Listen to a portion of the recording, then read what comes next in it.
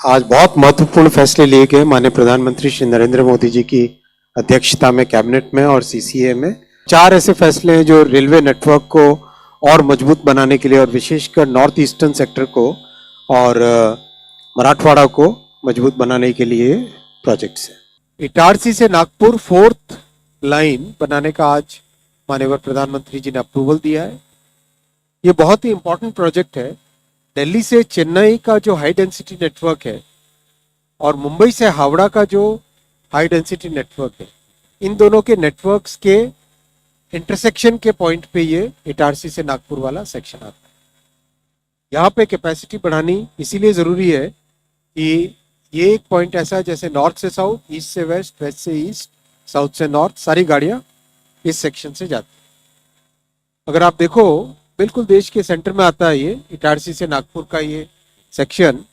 ये ऊपर ग्वालियर से होते हुए नॉर्थ से साउथ वाली गाड़ियां आती है और इधर मनमाड से होते हुए ईस्ट से वेस्ट वाली गाड़ियां जाती है। ऑलरेडी इटारसी से नागपुर के बीच में डबल लाइन है, 3rd लाइन का काम चल रहा है और अभी ये 4th लाइन आज सैंक्शन हुई।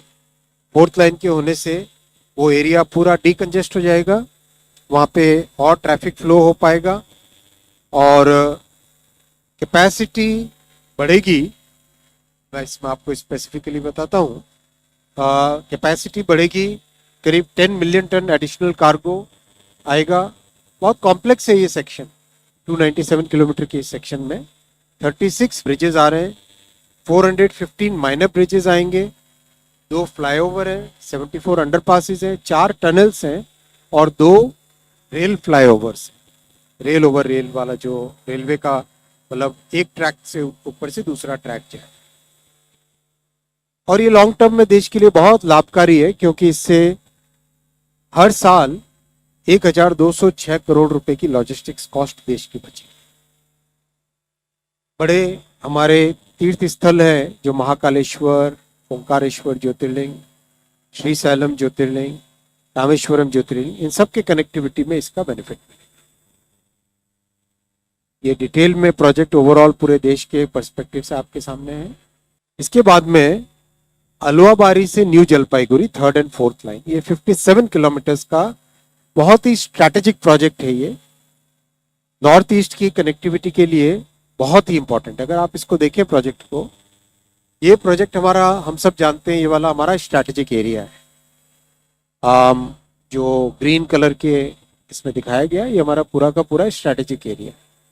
अलुआबारी बिहार और बंगाल के इस सेक्शन से निकल के ऊपर सिलीगुड़ी तक जाने का ये सेक्शन, इसको स्ट्रेंथन करना देश के लिए बहुत ज़रूरी है, नॉर्थ ईस्टर्न स्टेट्स के लिए बहुत ज़रूरी है और हर तरीके से, चाहे मूवमेंट ऑफ गुड्स हो, मूवमेंट ऑफ पीपल हो, मूवमेंट ऑफ कमोडिटीज़ हो, मूवमेंट ऑफ डिफेंस फोर्सेज हो, उन सब के लिए ये बहुत ही इंपॉर्टेंट कॉरिडोर है। इस कॉरिडोर में अभी ऑलरेडी डबल लाइन है, उसको 3rd and 4th लाइन बनाया जाएगा जिससे कि इसकी कैपेसिटी डबल हो। ऑलरेडी उसके नीचे के हिस्से में अलुआबारी से नीचे down to Katihar 3rd and 4th line का काम ऑलरेडी यहाँ पे चल रहा है, इस डबल लाइन के साथ ही साथ 3rd and 4th लाइन। तो ये होने से नॉर्थ ईस्ट की कनेक्टिविटी बहुत बढ़ेगी, ज़्यादा गाड़ी चला सकेंगे, ज़्यादा से ज़्यादा लोगों के ट्रांसपोर्टेशन के लिए आराम होगा, सामान वहाँ पे ले जाना आसान होगा और वहाँ से वहाँ के प्रोडक्ट्स को बाकी सब स्टेट्स में पहुँचाना भी आसान होगा। अगेन बहुत ही कॉम्प्लेक्स प्रोजेक्ट है, वहाँ पे काफ़ी पानी वाला एरिया रहता है, लो लाइंग एरिया भी रहता है। उस एरिया में 99 ब्रिजेस हैं, 3 फ्लाईओवर्स हैं और 8 अंडरपासेस हैं और 21 मिलियन टन एडिशनल कार्गो जा पाएगा और 2 करोड़ लीटर डीजल हर साल बचेगा। 114 crore kilograms of carbon dioxide बचेगी, which is equivalent to planting 4.5 crore trees.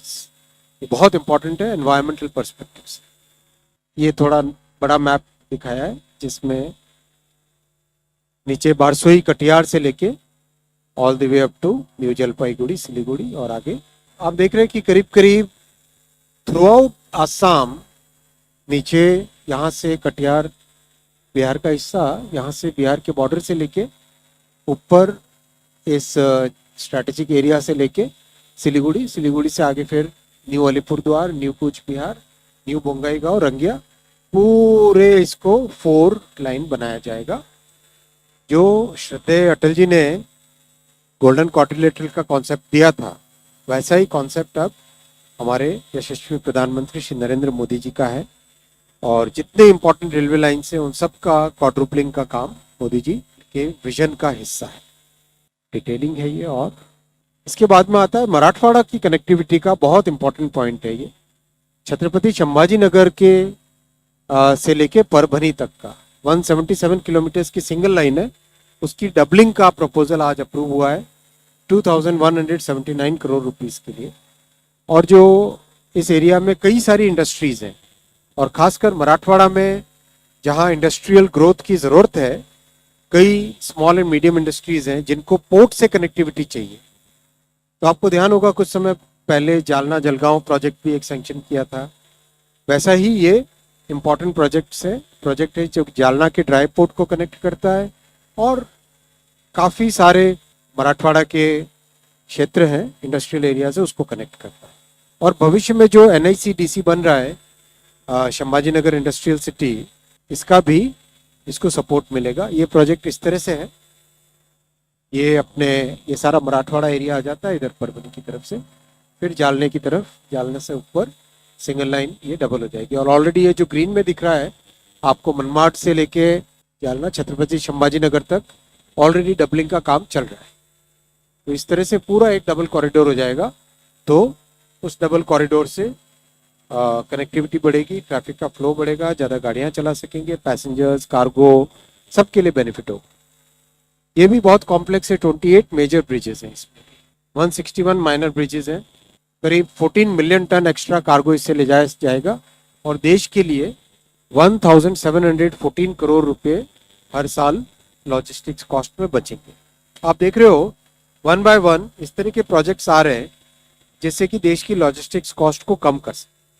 Logistics cost को कम करने से प्रोडक्टिविटी बढ़ेगी, प्रोडक्टिविटी बढ़ने से बेटर क्वालिटी, लोअर कॉस्ट होने से देश में एक्सपोर्ट करने की क्षमता बढ़ेगी और देश के नागरिकों को भी बहुत बड़ा बेनिफिट मिलेगा। रेलवे एनवायरमेंटली सबसे सस्टेनेबल मोड ऑफ ट्रांसपोर्टेशन। इस प्रोजेक्ट से अलोन 4.5 करोड़ लीटर डीजल हर साल का बचेगा। ये देश की आत्मनिर्भरता का विषय भी आता है इसमें।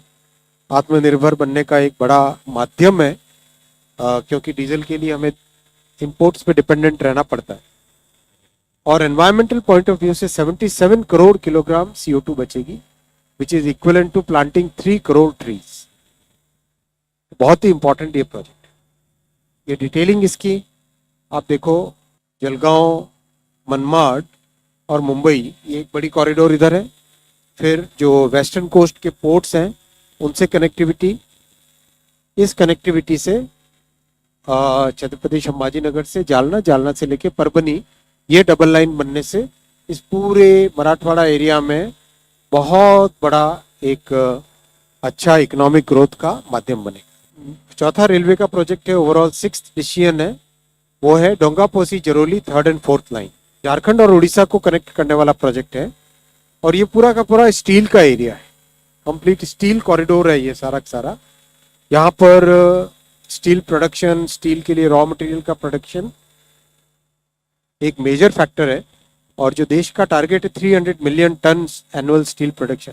और साथियों, मैं आपकी जानकारी के लिए रखना चाहूँगा, भारत दुनिया में 2nd लार्जेस्ट स्टील प्रोड्यूसर बन गया है और इस तरह के प्रोजेक्ट से और ज़्यादा उसमें तेजी आएगी। ये प्रोजेक्ट झारखंड और उड़ीसा के बॉर्डर पे आता है।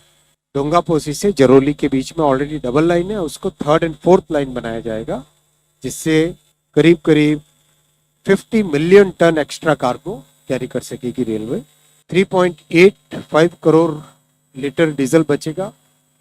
और again very complex project, 10 major bridges हैं इसमें, 196 माइनर ब्रिजेस हैं, 8 फ्लाईओवर्स हैं, 4 अंडरपासेस हैं, 2 रेल फ्लाईओवर कहना चाहिए। 170 crore kilogram of carbon dioxide बचेगी, 11 करोड़ ट्रीज को प्लांट करने के बराबर है और देश के लिए 6038 करोड़ रुपए की लॉजिस्टिक्स कॉस्ट बचेगी इससे। ये ओवरऑल कंप्लीट, ये वाला ऊपर जो देखते हो आप टाटानगर दिख रहे हैं, जमशेदपुर है वो, और नीचे कलिंगा नगर है और ये सारा का सारा एरिया स्टील का बड़ा एक हब है जो कि ईस्ट कोस्ट के पोर्ट्स हैं उनको कनेक्टिविटी देता है और ऊपर जितना भी स्टील से रिलेटेड सेक्टर्स हैं उनको कनेक्टिविटी